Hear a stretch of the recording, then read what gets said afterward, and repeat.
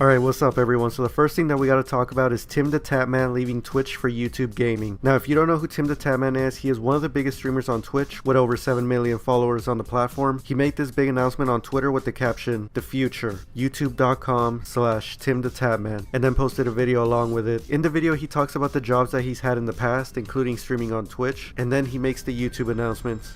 Tim, join me on YouTube gaming. Courage? Yeah, it's me. Tim, it's time. The future is now.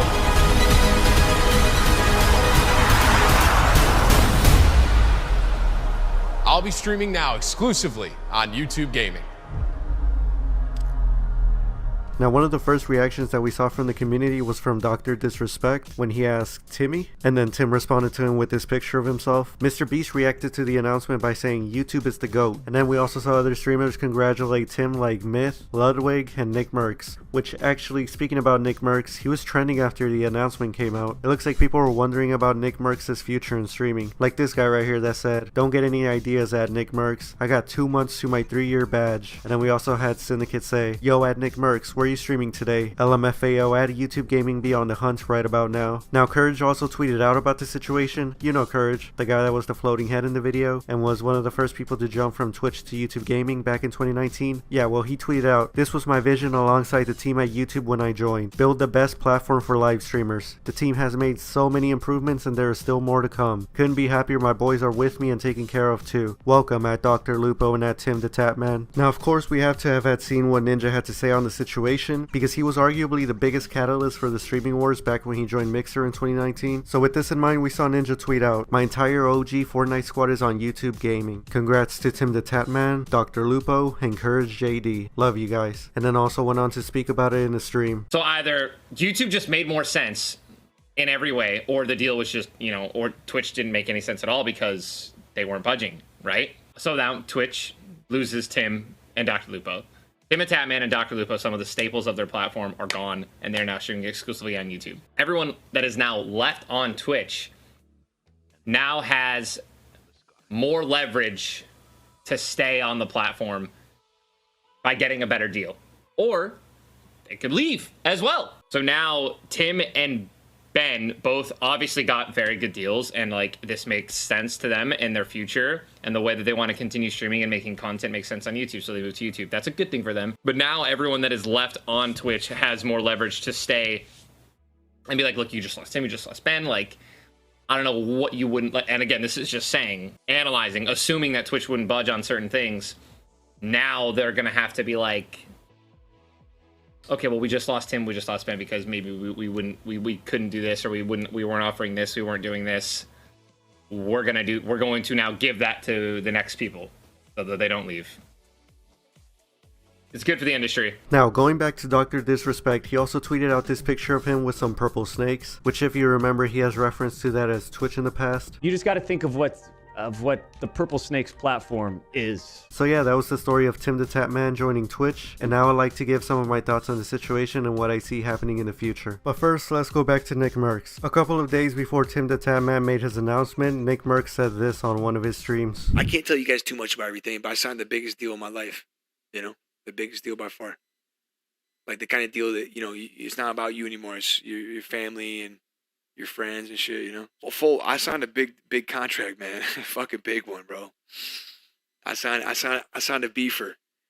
And it's good, man. It's great things. You guys are gonna love it." So with this in mind, and now seeing both Dr. Lupo and TimTheTatman on YouTube Gaming, I think that Nick Merckx is one of the next big streamers to make the jump as well. And he kind of has the same reasons as Tim and Lupo had, which was family. Like for Lupo, in this article it says that in an interview with the Washington Post, Dr. Lupo shared that he wanted to continue his streaming career, but also spend more time with his growing family. And then for Tim's case, this one article said, Betar, which is Tim's last name, told Insider that the deal with YouTube will give him more flexibility flexibility in streaming and allow him to spend more time with his family. And like I said, now it's almost like the exact same thing with Nick Merckx. And yeah, to be honest, going back on Tim, I was genuinely surprised when I saw that he left Twitch for YouTube gaming. I mean, for me, when I first checked out Twitch many years ago, I don't remember exactly how long ago it was probably like 2013, 2014, or somewhere around there. I remember looking for like the top streamers, and Tim was right there since those days. And to see him make that big move to stream exclusively on YouTube now was just bizarre and incredible to see. You know, good for him. It's gonna be interesting to see where the streaming wars goes from here. Okay, now let's move on to one of the biggest occasional streamers out there, Dream. So I was on Twitter and I saw that hashtag AskDream was trending at number 2 with the description saying, "Fans ask content creator Dream all their burning questions." Oh, burning questions? Alright, let's go check it out. Okay, so one of the first tweets that popped up when I clicked on the trend was this one right here, with a picture of this cat, and the question being asked was, hashtag AskDream. Can you please post a photo of you in patches like this for no reason? So for those that don't know, Patches is the name of a cat that Dream owns. So as for the question, not a bad one, right? We can just move on to the next one. Wait, do you guys see that symbol at the bottom right of the screenshot? This one right here? That's the button that you can click on to see any replies that the tweeter has hidden. Let's go look at the reply that they decided to hide. This person about to pull a Shane Dawson, I swear. What the fuck, dude? Bruh, that's why I love looking at the replies that people hide, because you should see the most wild shit on there. Alright, let's move on to another question. Hashtag AskDream. You are a dog boy, correct? And here we have a screenshot of Dream barking in a tweet and a picture of him smiling. Okay.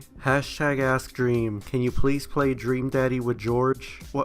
What does this even mean? Hashtag AskDream. Have you ever sucked? Okay, man, let's move on. I can see why Dream just didn't even acknowledge this hashtag. So, something else that I wanted to talk about was this new YouTuber that I found called Lucky. I don't know if you guys have seen that channel. Now, hear me out, hear me out. I think this guy has potential, but there's just one thing that's bothering me. He sounds really familiar, and I can't seem to put my finger on it. Also, look at the 2 videos that he has up. Those titles and thumbnails look familiar too. Alright, enough with the chit chat. I'm gonna show you a bit of his newest video so you can see what I'm talking about. Speaking of fresh blood, if there's any actual fresh blood here, nice to meet you. Welcome to YouTube. You have a lot of interesting people here. Some people convince themselves that there's some sort of celebrity. Other people convince themselves that there's some sort of news reporter. And other people just fuck around until they get banned. The banning process, though, not as fun as the fucking around part. Obviously, I'm not speaking from personal experiences or anything. Yeah, man, I just can't figure it out, but I would love to see if he can try to exist in the landscape today. Alright, now for the final thing that I want to talk about in this video is that Canelo got asked about fighting Jake Paul in a boxing match, and he didn't full on decline the possibility of it happening. TMZ Sports put out this article saying, Canelo Alvarez leaves door open for Jake Paul fight, just not right now. So the conversation with Canelo was in Spanish, and TMZ Sports translated it, so I'm gonna read it out to y'all. So the photographer asked Canelo, "What do you think of Jake Paul? Are you going to give him a chance?" Canelo responds with, "Not right now." The photographer then asks, "Why don't you want to give him a chance?" And Canelo responds with, "He's not ready." Then the photographer asks, "Do you think it might be a good option?" And Canelo responds with, "If he wants someone to fight, we have this guy right here," and then points to a friend of his. The photographer then asks, "What needs to happen in order for you to give him a chance?" And Canelo responds with, "He needs to keep improving. Good luck." Now, some people were surprised to have seen Canelo not shut down the idea because, you know, it's Jake. He's barely 4-0. Honestly, I could see the fight happening, but obviously Jake's gonna have to at least beat a really good boxer with a great record in order for the Canelo fight to happen. And I don't think that Jake is at that level at all right now. Like, dude, he almost fully got rocked by Tyron Woodley in the 4th round of their fight. And Woodley's only had like, what, just a couple of months of boxing training? I don't know, it's gonna be a big climb for Jake for him to prove his worth of fighting Canelo. But they're both businessmen, right? Just off of that raises the chances of the fight happening because it'll be talked about everywhere. The pay-per-view numbers will be crazy, and it'll just be an easy, massive paycheck for Canelo. Shit, Jake will probably even give Canelo a big ass incentive to fight him, like that one offer that he gave McGregor about a year ago with the $50 million.